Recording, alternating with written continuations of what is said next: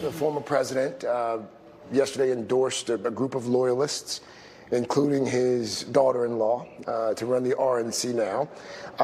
The idea, reportedly, to bring the campaign closer to the party. What do you make of that?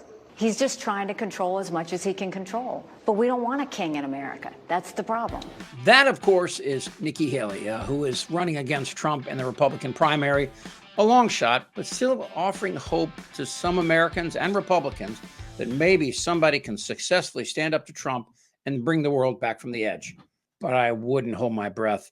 She says that we don't want a king in America. I wanted to be a dictator. Well, apparently your party wants both. And with Trump numbers in the GOP at all-time highs after everything he's done, what's next? They heard your criticism earlier, and they responded. Trump campaign spokesman said, quote, Nikki brain dead, bird brain Haley reeks of desperation as it's clear she knows she has no shot and is now auditioning for a cable news contract when her 15 minutes are over. It's a weak response. You know we're under the skin because you saw what he did at the rally on Saturday. Over the weekend, Donald Trump questioned the whereabouts of Nikki Haley's husband, who's serving a year-long deployment in Africa for the South Carolina Army National Guard. Where's her husband? Oh, he's away. He's away. What happened to her husband? What happened to her husband? Where is he? He's gone. You know, to mock my husband, Michael and I can handle that. But you mock one member of the military, you mock all members of the military. But the reality is he's talked about the military for years now in disparaging ways. Suckers, losers, John McCain, Gold Star families. What's different now? What's different this time? Before, when he did it, it was during the 2016 election. Everybody thought, oh, did he have a slip? What did that mean? The problem now is he is not the same person he was in 2016. He is unhinged. He is more diminished. It's obvious he's unhinged, which is a polite way of saying he's out of his freaking mind. But this isn't new. He was this way back in 2016. Remember the grab him by the short ones? And of course, the collusion with Russia, which all 17 of our intelligence agencies confirmed actually happened. Then, of course, the election lies. Tried to rig an election and destroy Donald Trump. Remember General John Kelly, who served under Trump? Yeah. He had to listen to Bone Spurs talk down our military and eventually came out and said, this guy is a freaking idiot. Yet these Republicans, each one had his family and honor insulted by Grandpa Fruit Loops, and they still stood by him. Cruz, Graham, Pence, Paul, Rubio, this guy, DeSantis, Scott, not a peep from W or any Bush, really. And Trump bringing in his children to cut deals with China and the Saudis, and now setting up his daughter-in-law to run the RNC, which she says she'll give all the money directly to Trump. It's reminiscent of Saddam Hussein bringing his family in and have his sons running carte blanche through the country, stealing anything they like and having rape parties. But could Nikki Haley be different than the rest of the GOP? The few Republicans who have stood up to Trump have been attacked.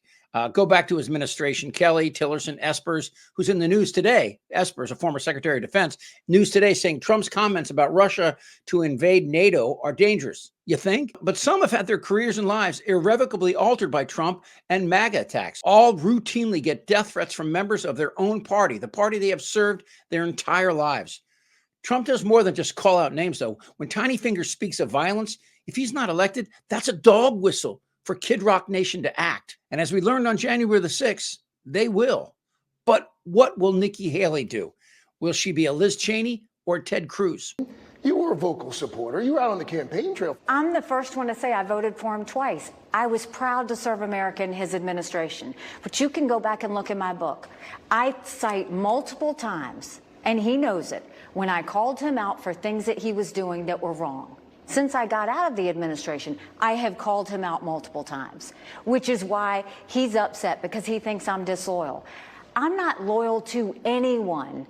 I don't do that. What I do is I call it out. If you're right, you're right. If you're wrong, you're wrong. And I'm going to call it out every time. After the most recent attack on your husband and other military families, you said, quote, he's no longer qualified to be president.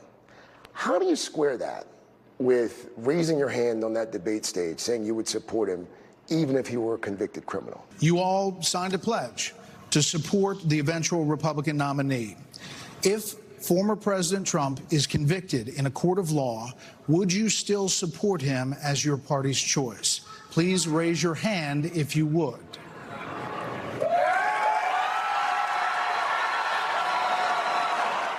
have said any of those 14 would be better than Joe Biden, because everybody sees how diminished Joe Biden is.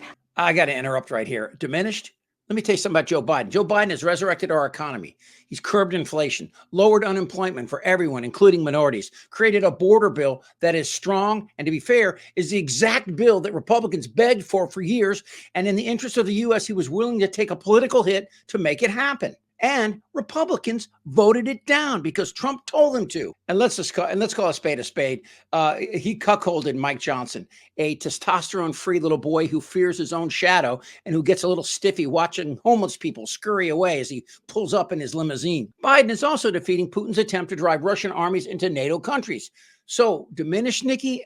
I don't think so. There is no way that the American people are going to vote for a convicted criminal. They're not.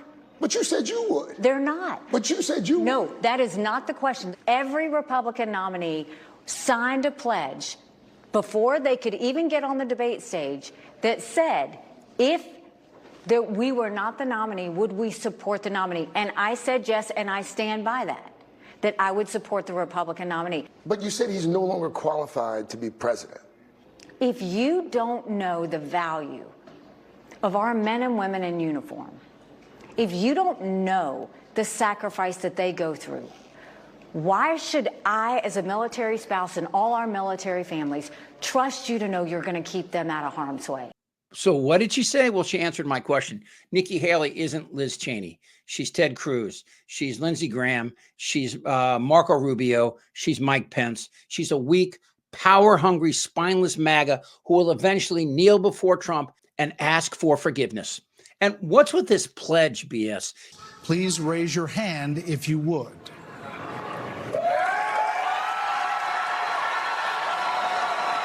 Even Christie raised his chubby little paw when pushed on the question. Notice the only man who didn't raise his hand was Asa Hutchinson. He was the only one that said, I'm not going to follow a guy. I'm not going to support a guy who's been convicted of a federal crime, trying to overthrow our country. Democrats don't make candidates sign pledges, and if they did, I'd call them out. That's some serious Scientology BS. I will stand beside the party regardless of who they nominate. This is ridiculous. She's not hurting him. Look, the Republican Party is no longer a party. It's a cult with their pledges and retribution against those who dare to speak the truth. I mean, the reality is he's never been anywhere near a military uniform. He's never had to sleep on the ground. He's never known how to sacrifice. And the most harm he's ever possibly had is getting hit by a golf ball when he's sitting in a golf cart. That's the truth. He is clearly head and shoulders above the rest in terms of front-runner status right now, you would concede. What does that say about the party? Why has your message not broken through so far? Well, I think my message has broken through. Not only are we getting Republicans, we're getting independents, we're getting Reagan Democrats, the people who want the anger to stop, the people who want the division to stop, and the people who want us to stop having 80-year-old candidates. Is there one state where you could say right now, we can win there? You need 1,215 delegates. Coming out of New Hampshire, he had 32, I had 17. We've got multiple states. After South Carolina, within 10 days, we're going to have hit 20 states.